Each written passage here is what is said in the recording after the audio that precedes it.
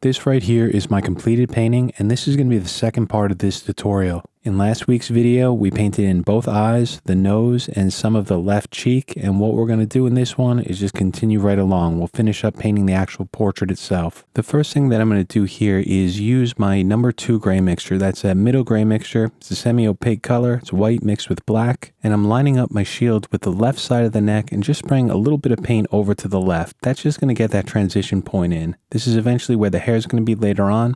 We'll paint that later down the line. And you can see how I'm painting this in, right? It's nice and simple. I just line up my shield with my initial drawing and then just spray in a little bit of paint. And the reason that I'm spraying a small amount of paint is just to give myself some room for error. It's just like drawing. You don't want to go to the darkest value right away. You want to slowly build up to it. Now, of course, when you spray over a freehand shield, you're going to get a very sharp line, but there is a way that you could soften it up. So one trick for doing this is what I'm doing here. I'm using another shield and I'm lining it up parallel with that initial paint line, just a few millimeters over to the right from that initial line, and I spray in some more paint. And you can see the result that we get from that here. The line is still defined, it's sharp, but it's not razor sharp. There's just a little bit of softness to the edge. And if you continue moving that shield out, spraying less paint on each pass, you'll even get a softer line. So now for this jawline, the mandible, what I'm doing here is just starting out slow on the left side. I'm lining up my shield and just spraying a small amount of this paint over to the left. Now, I don't have a shield that's going to fit this entire jawline perfectly. I could, of course, make one using some Frisket film, maybe a piece of paper, cut it out and make a stencil. And that's a very common approach. It's a great way to go about doing it. Remember that there's a ton of ways to go about painting,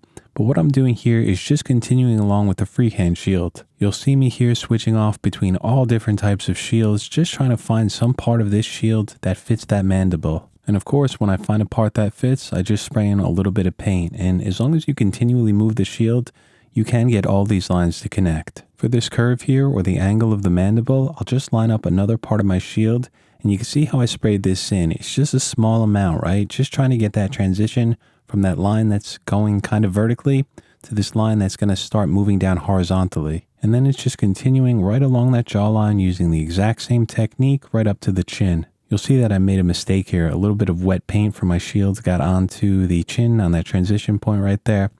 Things like this happen. It's not a big deal. I'll show you eventually how I clean it up later. As you can see in my completed painting, the left side has a lot of contrast. There's a really dark value in there. So what I'm going to do here is switch over to that number 3 gray mixture. This is my darkest gray. It almost looks black.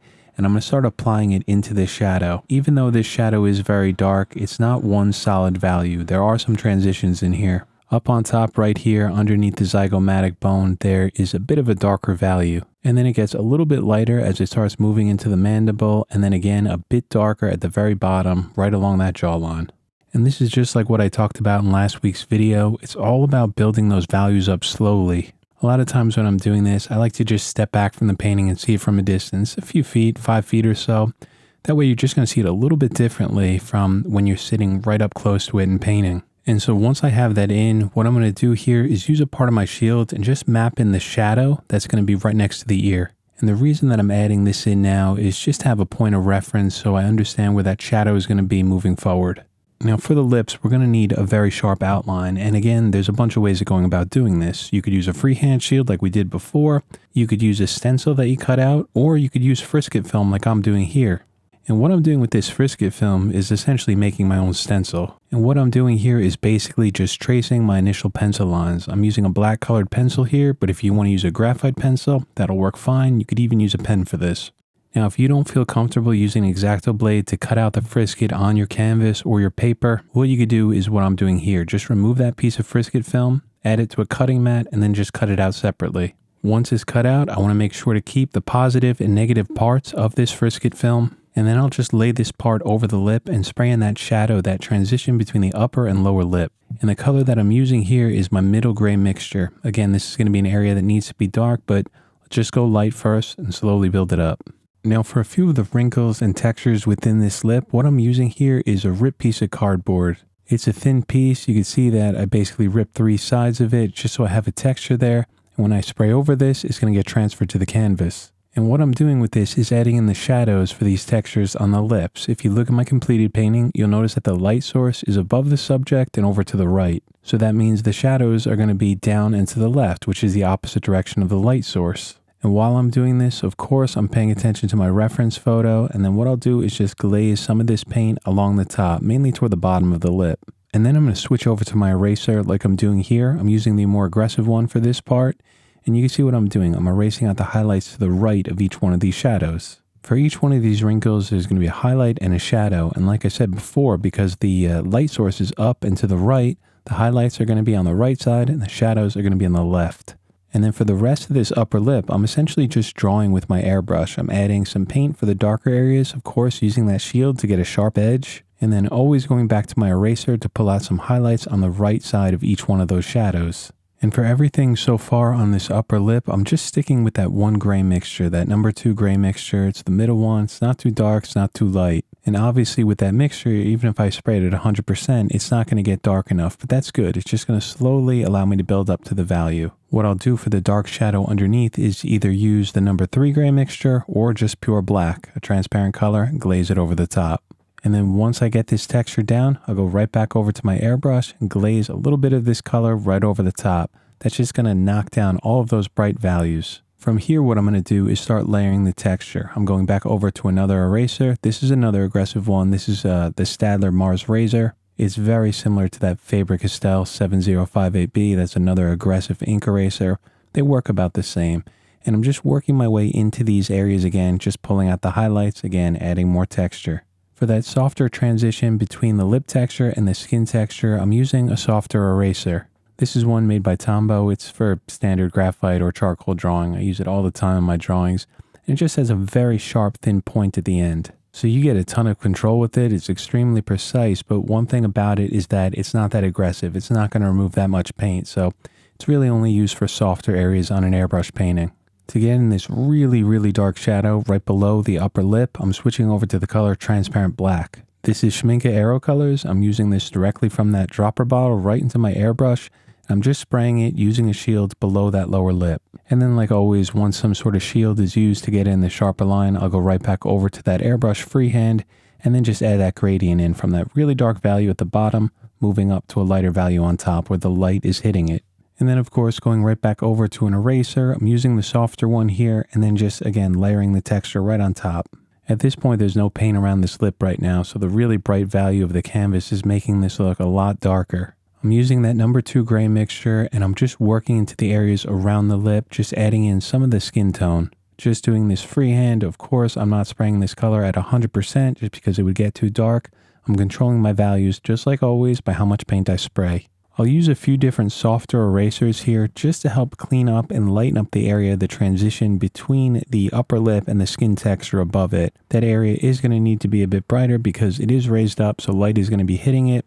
So a soft eraser is going to work well here and not give too much texture. I'll switch over to my number 3 gray mixture and just start adding some more paint into these shadows to help darken them up. Now this dark gray mixture that I mixed up is almost black. It's extremely dark, and the reason I'm saying that is just because I need to be so careful not to spray too much of this. And so now at this point, I would say that the left side of the face is good enough for now. I'll definitely come back to it later.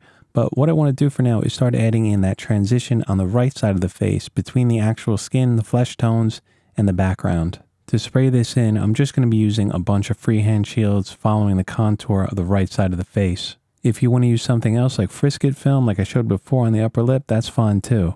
The color that I'm using here is my lightest gray mixture, and what I'm going to be doing here is spraying it at 100%. Now, I'm not just hosing it out of the airbrush to start out. I am, of course, just kind of building this up layer after layer, but the white in the mixture is going to prevent it from getting too dark, and it's also going to add that opacity to it. The one way to think of it is you could think of like house paint, like if you're painting your walls, you could paint it 100 times with the same color. Because there's so much white within that paint, it's not going to get darker. It's going to remain the same color every single time. So as I'm spraying this in, you'll just see me constantly using that shield to mask off the left side of the painting. So we get that nice sharp edge between the side of the face and the background. And that's the opposite of a transparent color. A true transparent color is always going to get darker and darker the more you spray. So what I'm doing here is using that light gray mixture to start painting in the right side of the face.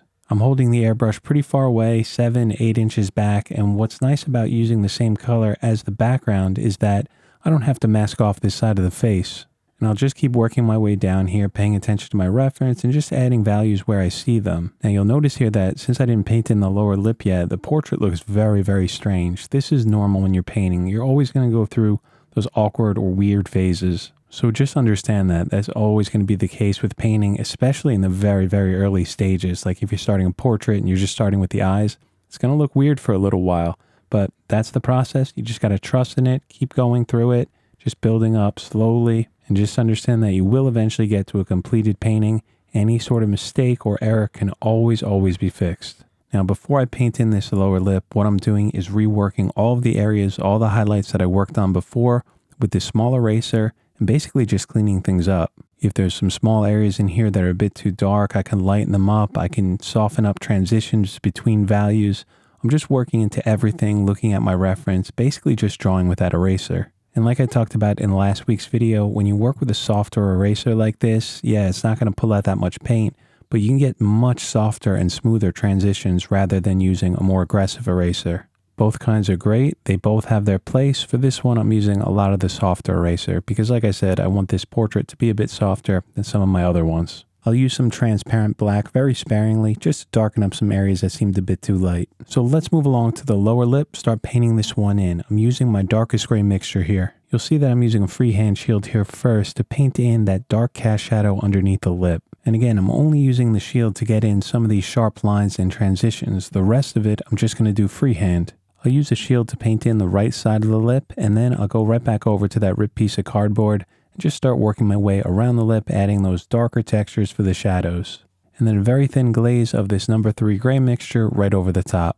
And of course, the purpose of that is allow us to erase into this paint. So you'll see me switch over to my erasers here. I'm using both the stick erasers, the aggressive ones, and an electric eraser. Again, if you look at my completed painting on the left side of the screen, you can easily tell where the light source is, right? It's just above and to the right. You could even look inside the eyes and see the specular highlight, the reflection of that light source. So what that means for this lower lip is just like everything else with the portrait, the highlights are going to be on the right side of each one of these shadows. So that's what you'll see me doing here. I'm just erasing out the paint to the right side of each one. And to figure out the placement and the angle of each one of these highlights, I'm just using my reference. I'm looking at the photo, trying to see where I see these brighter areas and the textures within them. And when you use an eraser like this, don't ever worry if anything gets too light. That's the beautiful thing about painting with an airbrush. It's so easy to just glaze the paint over again, darken it up, and just continue along. To finish this up, we're going to paint in the neck, but the first thing I want to do is just clean up this mistake. The first thing I'm doing here is using a softer eraser to pull out some of the darker parts. And as I do this, of course, it's going to pull out a highlight, and I'll just kind of use the eraser to blend this highlight out into the surrounding area. Now what I'm going to do is start adding some value into the neck. I'm using my number 2 gray mixture, using this shield. This is the bird. It's made by Art Tool. Lining it up with the left side of the neck right on my initial drawing, spraying some of this paint over to the right. Now for this curve here, which is called the angle of the mandible, I'm lining up just one part of my shield and just spraying a very small amount on the left to get some value in there. I don't have any shield that's going to fit this curve perfectly, so I'll just spray small parts of it and just connect them. And from here, I'm going to switch over to my darkest gray mixture, and I'm just going to paint all of this in freehand. All of the shadows on the neck here are pretty dark. You'll see me using my shield just to block off some parts of that jawline, some parts of the mandible. I'm going to add a secondary cooler light source to the left side of this painting. So what I'm using here is just the color white. I'm spraying this into those highlights, which is going to help soften them up and obviously bring up the value. And of course, using a few of these freehand shields just to block off any areas where I don't want paint. And with this white paint, some of the areas just got a little bit too bright and there's some overspray in the shadows. So I'm going back to that number 3 gray mixture, the darkest one, and reworking into the shadows again. And now to continue with that secondary light source on the left side of the painting, I'm going to use a shield here, line it up with the mandible, and start spraying in this highlight on the lower part of it. This is going to help lighten up some parts of that jawline. It's also going to help sharpen it up, and you can clearly see the color temperature shift that we get here from spraying this white paint. I'll continue working my way up the left side, making sure that I'm keeping some distance from my airbrush to the canvas. I'm adding a little bit more paint where the shield is, where the brightest part of the highlight is, and then spraying less as I go up into that shadow. That's going to give us that gradient. And then once that's in, I'm just going to come in with some transparent black paint and just kind of dust it into some of these areas to help darken them up and also help bring down a little bit of that contrast. And so there you go. That's part 2 of this video. We were able to get most of the portrait painted in. We still have a long way to go though. There's still the ear to paint on the left side, the hair, the forehead, and there's also a lot of cleaning up that I'm going to have to do. So in next week's video, I will show you how I painted in all of this hair, and the members video that I talked about in the last video that's coming out this week, I'm going to release that tomorrow. And so before I go, I want to thank you, Ryan, Jay, and Sold for the really nice super thanks in last week's video. It was very nice of you guys. Thank you. And Rylan, thank you so much for your very generous super thanks in last week's video as well. I'd like to welcome the newest members this week, Shollywood Art, The Beat Place, Sphene. I'd also like to welcome Why Do We Fall? It's a question I ask myself every day. It's a good name. Also, Cyril, thank you for coming back. And Roxanne from Airbrush Art and Customs, thank you so much for rejoining. And thank you so much to all of the current channel members. You guys are really the best. You mean the world to me, so thank you. So like I said before, a members video tomorrow that'll probably be up in the afternoon, and then we'll be painting the hair next week. I hope everyone has a great weekend. Have a great week ahead. I'll see you back here next Friday.